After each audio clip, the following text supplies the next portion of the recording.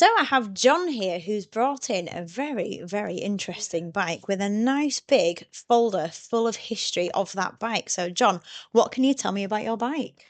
I was looking for a little Triumph because my daughter likes Triumphs and I like Triumphs that she could ride. She's very short, she's vertically challenged, and so saw this little Daytona for sale locally in Essex, and went along and looked at it and bought it. And in buying it, talking to the previous owner, Derek, found out it had quite an interesting history. Derek was an airline pilot in his working days. He was an elderly gentleman now and an engineer. And this bike was purchased by the Nigerian military in 1968. Left the factory in Ambassador Green with a single carburettor and no rev counter, but it was a full Daytona spec, which was Nigerian specified. It was used as a military police bike by the Nigerian Air Force, and it was discovered abandoned as a wreck on an airfield by Derek and one of his colleagues when they landed on an airstrip in Nigeria in the 1970s, and they brought it back to Stansted on a cargo plane. Came in through customs as scrap. It sat in his friend's shed for number of years, and in 1992 they decided they were going to restore it, and so the bike as you see it is where it was restored 32 years ago, and it still runs on points. And to say that it was restored 32 years ago, it is in stunning condition, is it? Have you done anything to it yourself? Ridden it, cleaned it a bit, maintained the little log. That was the other thing. Derek kept a wonderful log of everything he did to the bike, so I've maintained that right down to checking the tyre pressures and everything. We just keep a log of every little job we do on it. I have changed the battery. I put a battery on it. What else have we done? Not much really. No, just ridden it, changed the oil, service it, just a change, just the brakes. And it has been used. My daughter has been using it to commute. And does your daughter know about the history of the bike? Yes, she does. Yeah. Is she into anything? Is she into stuff like that, like finding out the history? And does she feel some sort of amazing privilege to ride such a rare and historic bike? But unfortunately, the other bike she rides is even rarer. So, just because of the numbers made, there were lots of Daytonas made, but she loves the Triumphs. She's always liked Triumphs. She's a trumpet player, and Triumphs, of course, are known as trumpets. So that's it. She loves it. I love that. So when you first got the bike, did you know the history of it? Have you had to do some digging to find out? I found out when I went to buy it. Derek just handed me a folder with the magazine in it and everything else. All the paperwork and the photographs all came from the previous owner, Derek, and thank him very much. He did a fabulous job of looking after this old bike. So how did you feel when you saw this huge history file, knowing that was now your bike? Yeah, quite privileged, really. Yeah, it's sort of humbling, and it's just a nice little bike, and it's just nice. It's got a history. It's not just been sat in a shed for years over here. It has got a history. It was totally wrecked by the Nigerians and was brought back to life, and I think that's just a great little story. Could you go out and show me your bike? Yes, certainly. Right, it's a 4-speed Triumph Daytona, and as a Norton Commando rider, which is a bike I've had for the longest, with lots of torque, this is a really buzzy little revvy bike.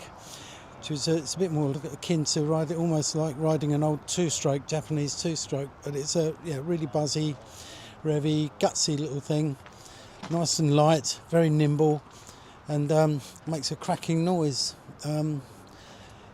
As you can see, it's in quite good order for a 32-year-old restoration, and there's a few chips and knocks here. It's been used, and as it should be. We don't lock them away in the shed and polish them and show them. We ride them.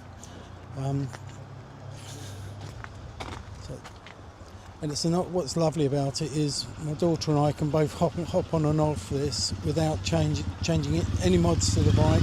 It's just, we can both just use it as and when. As the other bike she uses has had to be modified to fit her, so I can't ride it without changing the shocks. But this is a cracking little thing, and it's actually, with the single carb, quite economical as well. It does about 60 plus to the gallon. The paint colour is actually the colour used on the T160, the maroon, and that's what Derek wanted. He liked that colour, so when he was having it done, that's what he had. That's the colour he chose. It's still a Triumph colour, and it looks good. Really, it's just a very tidy little, reliable Triumph Daytona. Now I'm very excited because he's very kindly agreed to take me on the back of the Triumph Daytona T100T. What a very historic bike and a very, very exciting history. So let's see how she feels on the road.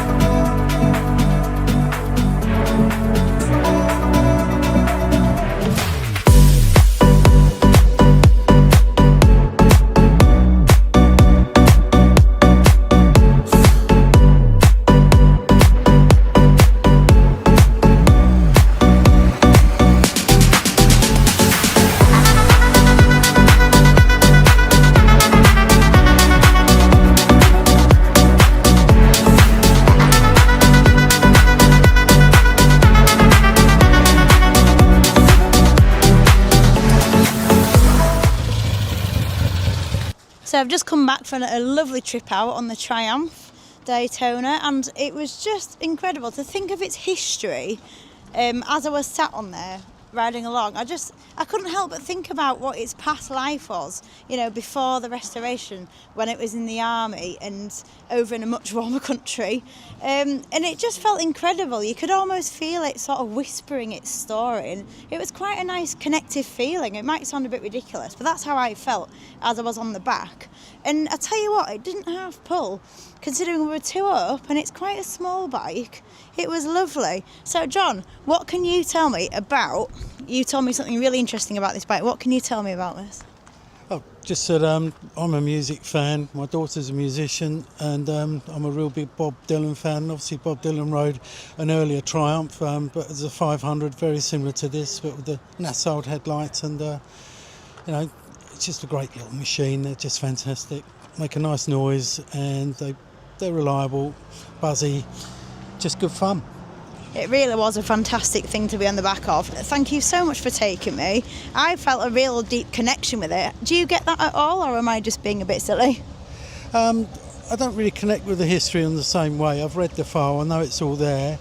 I'm very thankful for Derek for doing such a good job on the restoration and allowing me to buy it. I think and my daughter thinks the same. We both really enjoy riding it, and we enjoy looking at it in the garage. You know, the thing with old bikes is, if you walk in your garage and they don't make you smile, you've got the wrong bike. And this one, along with my others, makes me smile. And I can certainly see why. She's a beautiful thing with an amazing history, fantastic backstory. Thank you so much for coming and allowing me to go on the back as well. Really enjoyed that. Helen. It's been my pleasure. Thank you.